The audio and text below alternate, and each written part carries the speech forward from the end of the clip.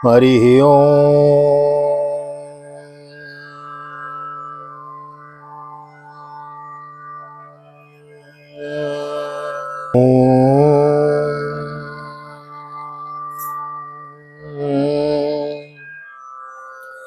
श्री राधे, जय श्री कृष्ण। आप सभी को एक बार पुनः आप सभी का स्वागत है आप ही के चैनल विकी वीपीएस परिवार श्रीधाम वृंदावन।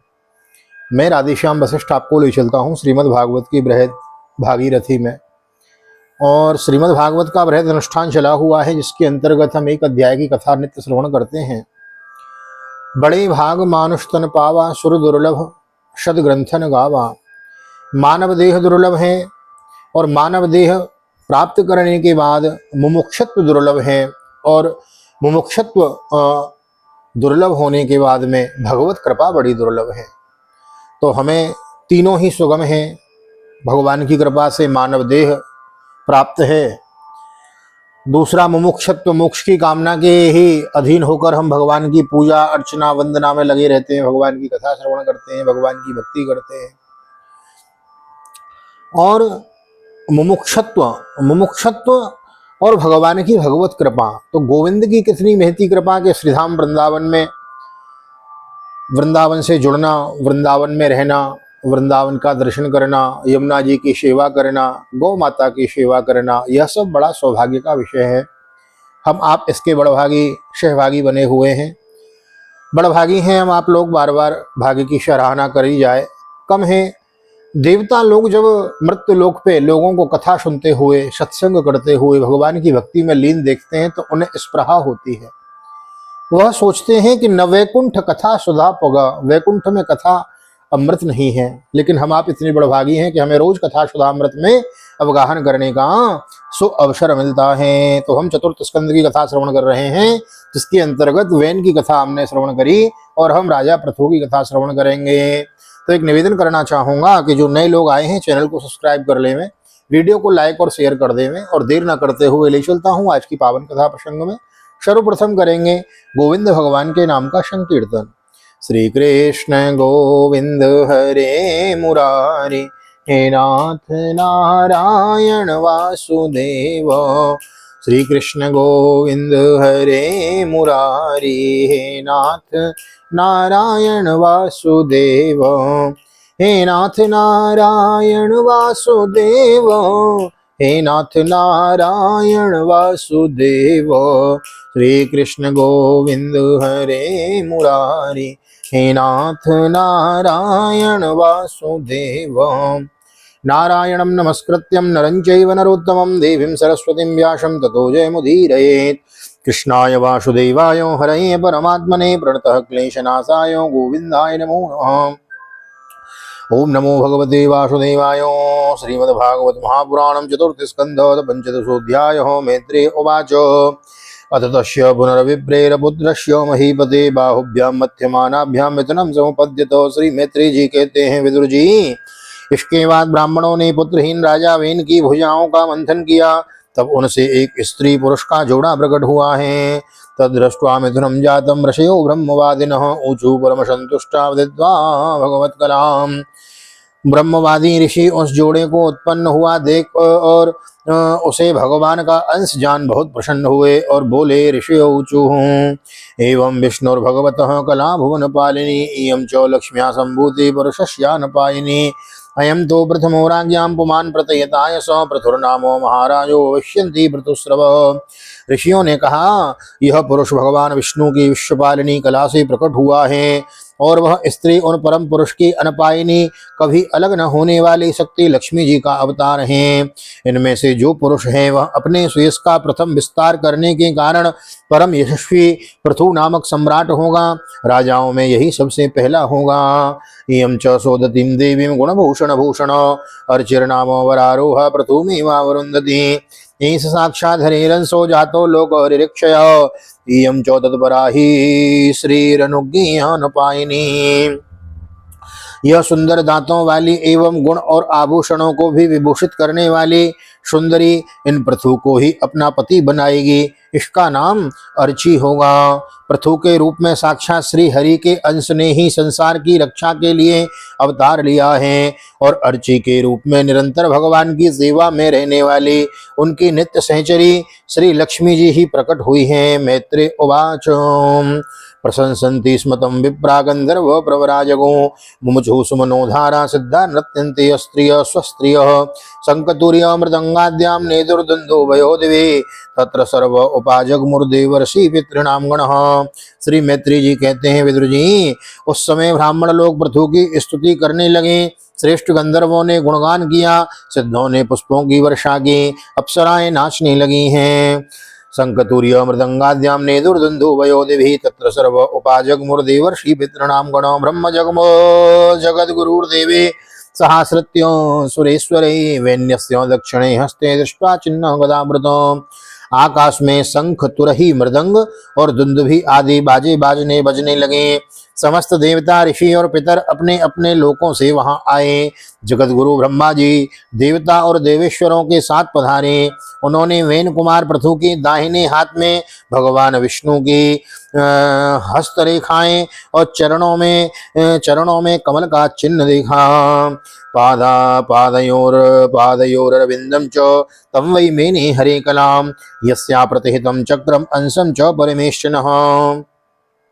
विष्णु की हस्तरेखाएं और चरणों में कमल का चिन्ह देखकर उन्हें श्री हरि का ही अंश समझा, क्योंकि जिसके हाथ में दूसरी रेखाओं से बिना कटा हुआ चक्र का चिन्ह होता है वह भगवान का ही अंश होता है। तस्याभिषेक आरब्धो ब्राह्मणैर्ब्रह्मवादिभिः आभिषेचो निकान्यस्मै आजग्नु सर्वतो जगा जनाः। वेदवादी ब्राह्मणों ने महाराज पृथु के अभिषेक का आयोजन किया। सब लोग उसकी सामग्री जुटाने में लग गए हैं। सरित समुद्रा गिरियो नागा गाव खगा मृगो द्योक्षति सर्वभूतानि समाजगनुरूपायनम। उस समय नदी, समुद्र, पर्वत, सर्प, गौ, पक्षी, मृग, स्वर्ग, पृथ्वी तथा अन्य सब प्राणियों ने भी उन्हें तरह तरह के उपहार भेंट किए हैं।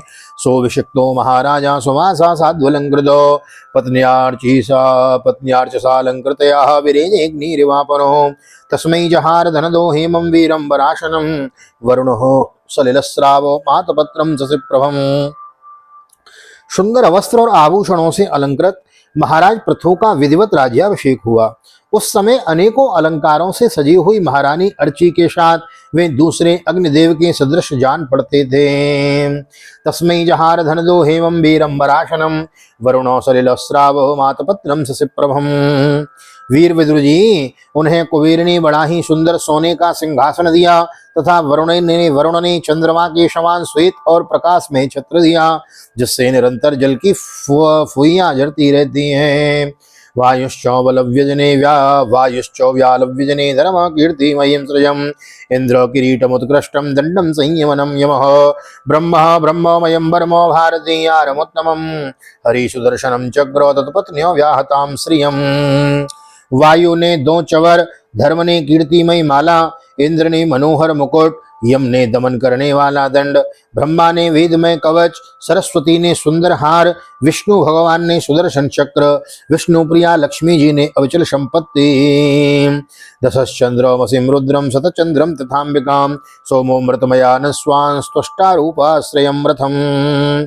अविचल संपत्ति रुद्र ने 10 चंद्राकार चिन्हों से युक्त कोस वाली तलवार, अंबिका जी ने 100 चंद्राकार चिन्हों वाली ढाल, चंद्रमा ने अमृतमय अश्व, त्वष्टा विश्वकर्मा ने सुंदर रथ दिया है। अग्निराजगवं चापम सूर्यो रश्मिमया निशून् भूपादुके योगमय्यो द्यो पुष्पावलिवनमहं नाट्यम सुगीतम वादित्रम अंतर्धानम च खेचराः ऋषियश्चास्य सत्या समुद्रो शंखमात्मजम्। विश्वकर्मा ने सुंदर रथ, अग्नि ने बकरे और गौ के सींगों का बना हुआ सुदृढ़ धनुष, सूर्य ने तेजोमय बाण, पृथ्वी ने चरण स्पर्श मात्र से अभिष्ट स्थान पर पहुंचा देने वाली योगमयी पादुकाएं, आकाश के अभिमानी देव देवताओं ने नित्य नूतन पुष्पों की माला, आकाश विहारी सिद्ध गंधर्वादी ने नाचने गाने बजाने और अंतर्धान हो जाने की शक्तियां, शंखमात्मजं सिंधव पर्वतो नद्यो रथवीतिर्महात्मनो सूतो तो मागधो वंदितं स्तोत्रमुपतस्तिरे। सिद्ध गंधर्वादी नाचने गाने बजाने और अंतर्धान हो जाने की शक्तियां, ऋषियों ने अमोघ आशीर्वाद, समुद्र ने अपने से उत्पन्न हुआ शंख तथा सातों समुद्र, पर्वत और नदियों ने उनके रथ के लिए बेरोक टोक मार्ग उपहार में दिए। इसके पश्चात सूत, मागध और वंदीजन उनकी स्तुति करने के लिए उपस्थित हुए हैं। स्थावकांस्तान अभिप्रेत्य पृथुर्वेण्यः प्रतापवान मेघनलादयावाच प्रहसन्निदमब्रवीत्। तब उन स्तुति करने वालों का अभिप्राय समझकर वीन पुत्र परम प्रतापी महाराज पृथु ने हंसते हुए मेघ के समान गंभीर वाणी में कहा है। पृथुर्वाच भोषूत हेमागध सौम्य वंदिर लोके धुना स्पष्ट गुणस्य मे स्यात् किमाश्रयो मे स्तव एष योज्यताम् मां मय्य भुवन वितथा गिरोवः। पृथु ने कहा, सौम्य, सूत, मागध और वंदीजन, अभी तो लोक में मेरा कोई भी गुण प्रकट नहीं हुआ, फिर तुम किन गुणों को लेकर मेरी स्तुति करोगे। मेरे विषय में तुम्हारी वाणी व्यर्थ नहीं होनी चाहिए, इसलिए मुझसे भिन्न किसी और की स्तुति करो। तस्मात् परोक्षे मदुपाश्रुतान्यलम करिष्यतः स्तोत्रमपीच्य वाचो सत्योत्तम श्लोक गुणानुवादे जुगोप्सितम न स्तवयन्ति सभ्यो। मृदभाषियों, कालांतर में जब मेरे अप्रकट गुण प्रकट हो जाएं, तो भरपेट अपनी मधुर वाणी से मेरी स्तुति कर लेना। देखो, शिष्ट पुरुष पवित्र कीर्ति श्री हरि के गुणानुवाद के रहते हुए तुच्छ मनुष्यों की स्तुति नहीं किया करते हैं। महद गुणानात्मनि कर्तुमीश कस्ताव कैस्तावयते सतोपि तेस्या भविष्यन्निति विप्रलब्धो जनावहासम कुमतिर्न वेदो। महान गुणों को धारण करने में समर्थ होने पर भी ऐसा कौन बुद्धिमान पुरुष है जो उनके न रहने पर भी केवल संभावना मात्र से स्तुति करने वालों द्वारा अपनी स्तुति कराएगा। यदि यह विद्याभ्यास करता है तो इससे अमुक अमुक गुण हो जाते हैं। इस प्रकार की स्तुति से तो मनुष्य की वंचना की जाती है। वह मंदमती यह नहीं समझता कि इस प्रकार से तो लोग उसका उपहास ही कर रहे हैं। प्रभवो यात्मन स्तोत्रम जुगुप्सन्त्यपि विश्रुतः ये मंत्र परमोदार पौरुषम व विगर्हितम। जिस प्रकार लज्जाशील उदार पुरुष अपने किसी निंदित पराक्रम की चर्चा होनी बुरी समझते हैं, उसी प्रकार लोक विख्यात समर्थ पुरुष अपनी स्तुति को भी निंदित मानते हैं। वयम तो अविदिता लोके सूताद्यापि वरीम भी कर्म भी कथमात्मानं गापयिष्यामि बालवत्। सूतगण, अभी हम अपने श्रेष्ठ कर्मों के द्वारा लोक में अप्रसिद्ध ही हैं। हमने अब तक कोई भी ऐसा काम नहीं किया जिसकी प्रशंसा की जा सके, तब तुम लोगों से बच्चों के समान अपनी कीर्ति का किस प्रकार गान करावें। सुस्त श्रीमद्भागवते महापुराणे पारमहंस्यां संहितायां चतुर्थ स्कंदे पृथुचरिते पंचदशोत्सव श्री बालकृष्ण चरणार्पणमस्तु। राधा कृष्ण युगल चरणार्पणमस्तु। कृष्णाय वासुदेवाय हरे परमात्मने प्रणतः क्लेशनाशाय गोविंदाय नमो नमः। हरे कृष्ण कृष्ण कृष्ण हरे हरे, हरे राम राम राम हरे हरे। राधे कृष्ण कृष्ण कृष्ण राधे राधे, राधे श्याम श्याम श्याम राधे राधे। राधा कृष्ण भगवान की जय, भागवत भगवान की जय, वेदव्यास जी महाराज की जय, सुखदेव जी महाराज की जय, राजा परीक्षित जी महाराज की जय, राजा रामचंद्र भगवान की जय, श्री हनुमान जी महाराज की जय, गोवर्धन नाथ की जय, यमुने महारानी की जय, वृंदावन के बिहारी लाल की जय, गैया मैया की जय, तुलसी मैया की जय, आज के आनंद की जय, बलदेव छठ महोत्सव की जय। जय जय श्री राधे, जय श्री राधे, जय श्री राधे श्याम, जय जय राधे, जय जय श्याम। सबको मिले वृंदावन धाम। एक बार आप सभी को यहाँ तक वीडियो में बने रहने के लिए हृदय से बहुत बहुत धन्यवाद। यहाँ तक वीडियो देख रहे हैं तो वीडियो को लाइक और शेयर कर देवें, चैनल को सब्सक्राइब कर लेवें, नए आए हैं तो बेल आइकन को भी दबा देवें। मिलते हैं अगली वीडियो में, तब तक के लिए आप सभी को श्री धाम वृंदावन से प्यार भरी ठाकुर जी का दर्शन करते हुए, छवि को हृदय में बसाते हुए आप सभी को हृदय से भागवत निकेतन बाल गोपाल जी की सन्निधि हृदय से प्यार भरी आप सभी को जय श्री राधे, जय श्री कृष्ण, हरि ओम।